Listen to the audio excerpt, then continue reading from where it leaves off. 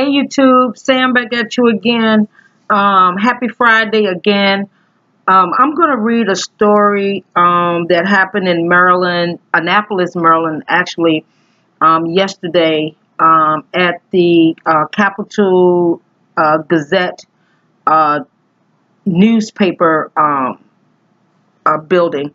And 5 people are dead, multiple are injured, and they have apprehended the shooter, um, in which I'm kind of glad that the police didn't open fire in that building because of the multiple innocent people that were in there. But I'm going to read part of this article as we go, and I'm going to give my opinion and my thoughts as I go through the article. So um, here we go. 5 dead in Maryland shooting. Excuse me. Uh, Gunman in custody after attack Thursday at Annapolis newspaper building. A gunman opened fire at a newspaper office in Maryland capital on Thursday, killing 5 people and gravely wounding several others before being taken into custody in what happened to be one of the deadliest attacks on journalism in U.S. history, police and witnesses said. Police gave few details on the gunman or his motive in the rampage at the Capitol Gazette and said he was being interrogated. Authorities said they also found that they believe what they found to believe to be an explosive device. In a news conference, acting police chief for Anne Arundel County, Bill Cramp, I hope I'm saying his name right, said a white male in his late 30s was arrested in connection with the shooting. NBC News quoted senior police sources as saying the suspect is 38-year-old Jared Ramos. Sound like somebody that just want to go out here and just do something crazy and stupid. Police said the newspaper received threats on social media prior to the shooting and called it a targeted attack on the Capitol Gazette. Let me tell you something. There's always a warning before destruction, in the words of Trey from Know the Last Show. And I'm pretty sure y'all done heard me a couple times talk about Trey from Know the Last Show. Well, I don't really talk about him, but I listen to the brother, and I look at a lot of his videos. And if you really listen to what he got to say, the brother make a lot of sense. He's funny as hell. But if you listen to it, there's a lot of truth behind a joke. But I'm going to tell you, he makes sense with a lot of stuff. And you just got to be willing to be receptive and open your mind to other people's thoughts and ideas, because just because they're not like yours doesn't mean that it can't be right. So I respect the brother, you know what I'm saying? Because I'm going to tell you, it takes a lot of courage to get out here and do a video and give your ideas and, have other people to share their ideas with you. So it's not an easy platform, to do, but you could do it. But anyway, it's like I said, there's always warning before destruction. When in cars they have now, you have the thing on your car that if your air pressure is low in your tire. Okay, so if your air pressure is low in your tire, you're gonna do one or two things. Either the tire need to be repaired and you're gonna fix it, or you're gonna put air in it. Okay, fine. No problem. No more warning. You put air pressure in your tire. That's good.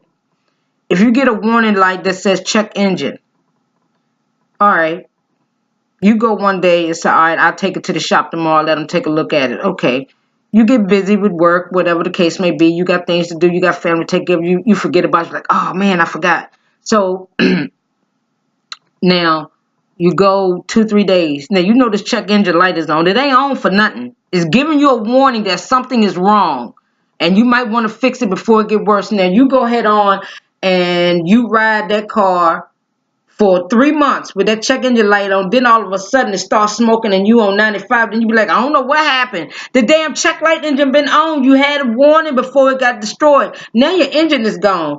Who want to pay that much to get an engine fixed? No. Because see, I'm gonna be honest with you, they got sensors in your car now that can tell you how long a warning light been on. If you think they can't run a diagnostic on it, you bullshit. You get your All right, you go ahead on and play with these dealerships if they want to. They're not gonna be playing with y'all no more, trying to get something for nothing. But anyway, this guy had been sending out threatening messages on Twitter, Facebook, and all this other stuff, telling he's gonna kill him and all this other stuff. But let me give you a little insight on what I've learned from the news so far about this guy. This guy is a disgruntled former employee. One of the other journalists put in the paper that he testified and was found guilty or something like that in a prior case. I'm gonna definitely get into it. But anyway, he tried to sue the Capital Gazette for defamation of character. It didn't have no weight to it, so they dismissed it and went on. Well, he got fired. And so what ended up happening is now all this stemmed from all this. This ain't something that he just got fired like a month or two ago. No, he got fired some years ago. So my thing is this: if you are the type of person that you hold on to grudges and it just keep on, festering in you, let me tell you, that stuff don't do nothing but turn into a toxic poison, and it just not only it eats you up, but it eats up everybody that's around you, and it makes you single yourself out. Listen, some people can't take rejection. And this boy, and people can say, oh, he had a mental illness. This was no mental illness, because let me tell you something, this is premeditated. This boy had this on his mind the whole damn time. But I'm gonna get back into it. I'm sorry, y'all. I got real comfortable on this couch just now. But I'm gonna read the rest of this story, and then we're gonna go from there. Okay. Police said the newspaper received threats on social media prior to the shooting. Okay, yeah, it was targeted. I mean, hell, he put it out there. Anyway, Phil Davis, a reporter who covered courts and crimes for the paper, tweeted that the gunman shot out the glass door to the office and fired into the newsroom, sending people scrambling for cover under desk. A single shooter shot multiple people at my office, some whom are dead, he wrote. Davis added, there is nothing more terrifying than hearing multiple people get shot while under the desk and then hear the gunman reload. I mean, can you imagine? This man done shot multiple people. Guess what? I ain't coming just to kill 2 or 3. I'm coming to kill all y'all. Trust me, this is not a game. He came in ready. He was like, oh yeah, I'm coming in, gun fired up, blazing, and when I run out, I'm going to reload and I'm going to take some more down with me. But by the grace of God, he didn't kill no one else other than those. It's sad that those 5 people had to lose their life. But, and the other people are severely injured. And I'm sorry that had to happen, but can you imagine what is on the psyche? What the psyche is gonna fuck with them people. Y'all excuse my manners, but I'm gonna tell you right now, that is something that's gonna traumatize them for the rest of their life. They may not ever want to come back to work. Every time they see that building, they think about what could happen. Now, what is that going to do? That's going to instill fear. What is that fear going to do? That's going to make them get a building that's so damn secure that it's going to take you 30 minutes to get in and 45 minutes to get out.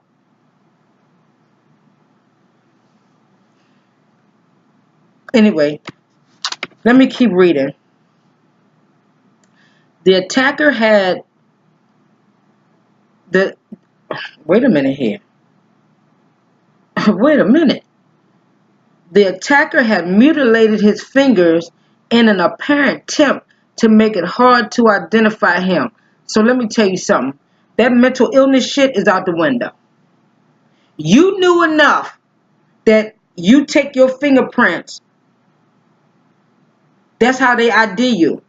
But what he don't know, they can ID you through your DNA, through your sweat, spit.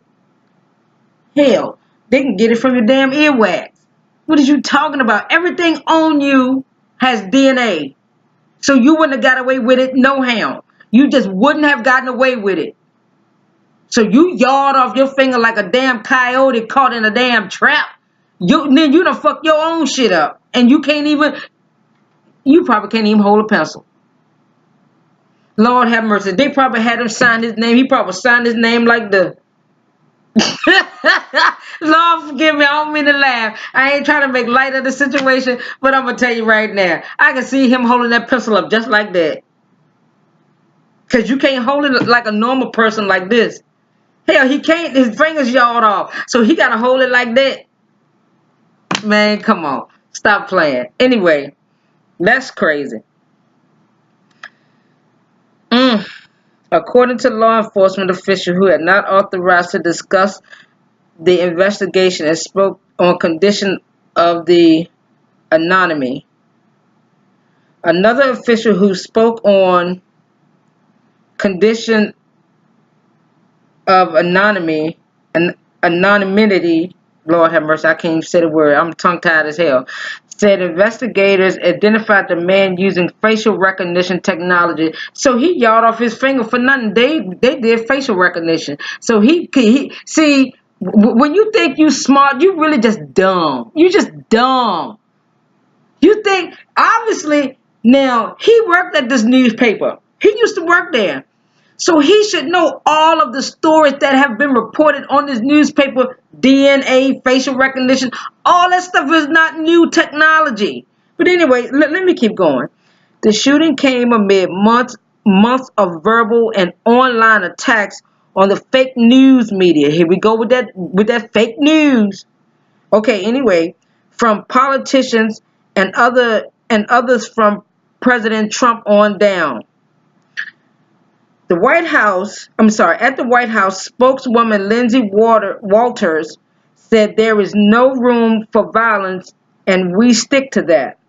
The gunman was believed to have used a shotgun, according to a U.S. official who was briefed on the investigation but not authorized to discuss it publicly, and spoke on conditions of anonymity, whatever that word is. I'm sorry.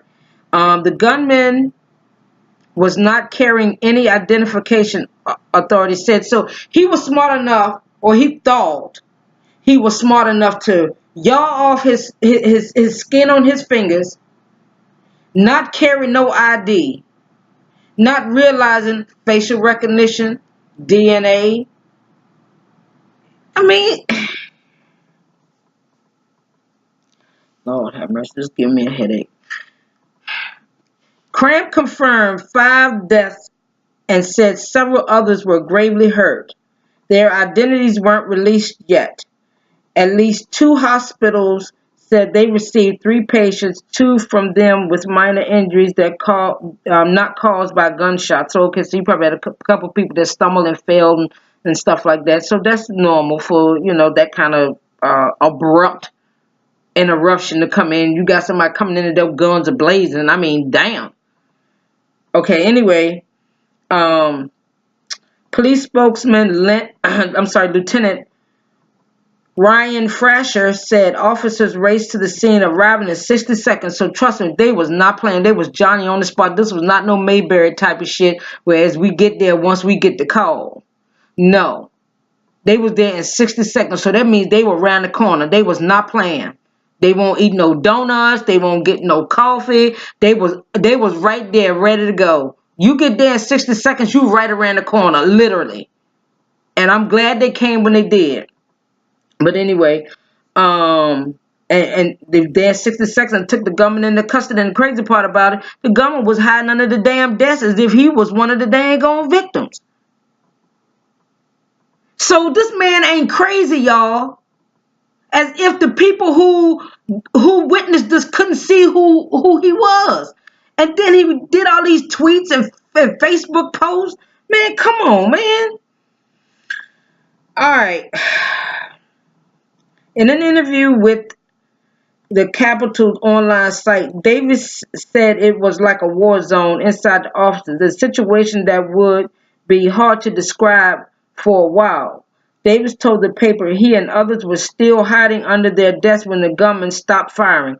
I don't know why. I don't know why he stopped, he said. He stopped because he got caught. The police came. And by the grace of God, he came when he did. But let me say this right here. You got these people, see, that you have people that can't handle certain things. So they feel that either you're out to get them, I got to get revenge. You're not supposed to do this to me. They have a childlike mind, but they ingrown bodies. This man right here was mad because he tried to sue the people. But he seriously, I'm going to give an update of this because there's going to be an update to this, I promise you. But at the same time, you're going to go in and kill all these people because you got fired from your job.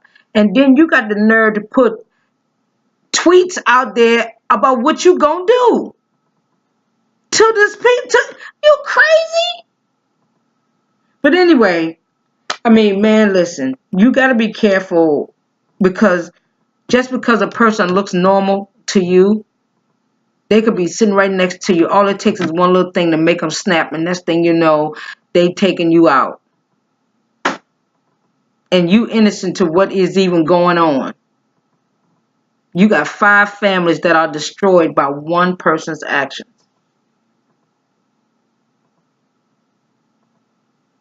It's a sin and a shame that we live in a world that people, they feel their only resolution is to kill somebody. When you have no regard for human life, not even your own, that says a lot about your character and who you are as a person. Because even though not every day is a bed of roses and sometimes life can hand you a barrel of shit, you got to ask yourself, do I open it? And I know what's in that barrel. Now, if I open that barrel, I got to deal with what comes out, and I got to deal with the smell. And who's to say that that smell won't get on me? The next thing you know, I'm walking around here like shit. Life hand me a barrel of shit. I'm not going to open that. Nope. I'm going to do like they did on Donkey Kong. I'm going to jump over the barrel, dude. Yep. I'm jumping over that barrel. Yep. Nope. Life hands you a barrel of shit sometimes. I mean, you got to jump over it, but I ain't gonna lie to you. Sometimes you got to embrace the suck. Life sucks sometimes. You got to embrace the suck. Just don't dwell in it and linger in it and just wallow in it. You have to learn to just be like, all right, I don't like that. And move on. But you got people that can't get out of certain situations. And it ain't because they don't want to get out of it. It's because they can't. And then some of them, they can get out of it. They just don't want to get out of it. And you got to ask yourself, why would you want to be in something that you know it's crazy and you know it's wrong and you know it's bad, but you still going to get in it and stay in it. And then when the ultimate end happens, either you dead or go to jail, or you go to jail, be like, man, I ain't do that. That wasn't me. I won't try and I'm so sorry. It was just a game we were playing. Y'all play too much. There's nothing wrong with having fun. But you have to take life seriously enough to whereas you value it. But you can have fun while you value your life. But you got people that can't distinguish valuing your life and having fun versus being so serious about life that your head is on a constant swivel. And who wants to be around somebody where your head is on a constant swivel? It's not fun. Not saying life is all about fun, but you can have fun and still take life seriously. And some people don't know how to do that. And I feel sorry for them that can't. Life is too short to be sitting there being a damn couch potato, living your life through the damn TV as if what they doing on TV is affecting you. No, what they doing on TV, yeah, it's affecting you because you sitting there getting fatter and fatter and bigger and bigger and bigger while they out here doing what they do. And you sitting at the couch, all you doing is living your life through them. You just eating and watching TV, eating and watching TV. You might go from the kitchen to the bathroom. And some of y'all so damn lazy, y'all ain't even going to the bathroom. Y'all sitting in the bed with a damn bedpan under your ass. Now, for those that are in the hospital sick, that's a different situation. But you got some lazy jokers that sitting at home all day hollering about they can't do nothing and stuff like that. No, you can't do nothing if you sit on your ass. But anyway, I'm gonna get off of this, and I pray that the families will have a healing. Those that have survived, that they can get help if they need help. And I don't mean just physical help. I mean mental, psychological, and emotional help. Um, and I pray that the Capital Gazette will be able to move it. Because I'm going to tell you right now, they still published the paper the next day. That didn't stop nothing. They was like, no, this paper's still going to get published. He ain't stopped nothing. They published the paper this morning. I'm sorry I didn't get one, but I can guarantee you their ratings now, their newspaper sales and ratings is going to go boop. But at the same time, I feel bad for the guy that caused all this calamity. I feel bad for his parents if they are alive, or his family, period, because you got you have more than 6 families that are affected by this. You have employees that may not ever want to go back to work again because you have that fear.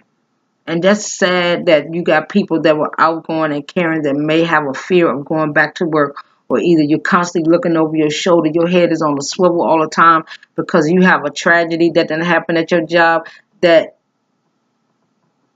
you had nothing to do with. You're an innocent person. So anyway, but that's all I got. And again, to those at the Capital Gazette newspaper, I pray that you all and the company have a healing and you can move forward, and you can get back to your lives. It may not be as to normal, but then you got to ask yourself, what is normal? What is normal now? Normal is not going to work, coming home, taking care of your family, and providing anymore. Normal for some people is anything goes. All bets are all gloves are off. It's no protection on nothing. But anyway, y'all have a good weekend. Peace out. God bless.